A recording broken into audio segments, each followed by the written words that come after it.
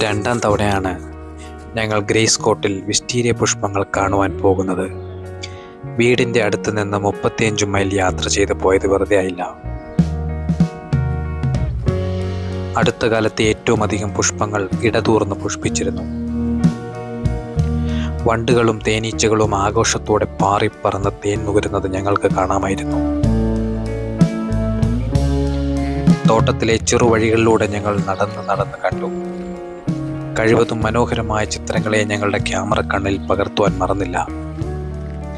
സമയം ഉച്ചയായതുകൊണ്ടും ആഴ്ചയുടെ മധ്യത്തിലെ തിരക്ക് കുറഞ്ഞ ദിവസമായതുകൊണ്ടും തിരക്കില്ലാതെ ഞങ്ങൾ കാഴ്ചകൾ ആസ്വദിച്ചു.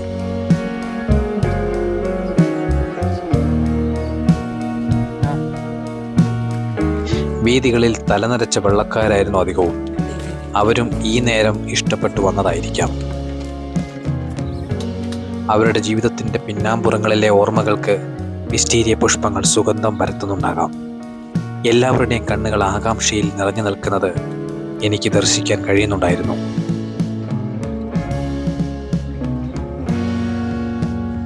വയോധികരുടെ പ്രണയങ്ങൾ ഉണർത്തുന്ന പുഷ്പങ്ങളുടെ ഇടയിലൂടെ പലരും നിശബ്ദരായി ഒഴുകി നടക്കുന്നത് കാണാം. ആരോ ഒരാളുടെ വിളി കേട്ട് ഞാൻ തിരിഞ്ഞു നോക്കി. ഒറ്റയ്ക്ക് വന്നൊരു വെള്ളക്കാരി വയോധിക ഞങ്ങളുടെ ഫോട്ടോ എടുത്തു തരാമെന്ന് ഇങ്ങോട്ട് വന്ന് ആരാഞ്ഞു.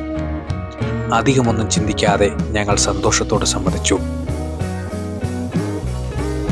മനുഷ്യരെ ഉല്ലാസത്തിലേക്ക് കടത്തിവിട്ട് വിസ്റ്റീരിയ പുഷ്പങ്ങൾ ഈ കാഴ്ചകൾ ആസ്വദിക്കുന്നുണ്ടായിരിക്കാം.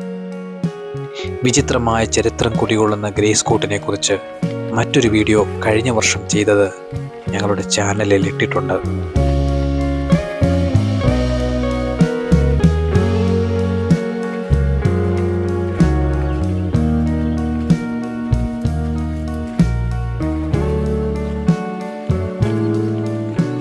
വിസ്റ്റീരിയ പുഷ്പങ്ങൾ പരത്തുന്ന സുഗന്ധത്തിനിടയിലൂടെ വേഗത്തിൽ കണ്ടുതീർത്ത് ഞങ്ങൾ തിരികെ യാത്രയായി.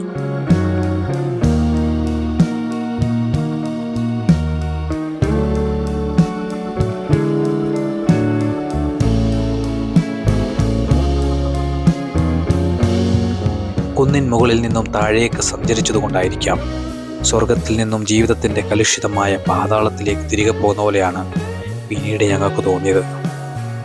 മറ്റൊരു വീഡിയോയുമായി വീണ്ടും കാണുന്നതുവരെ ബൈ ബൈ.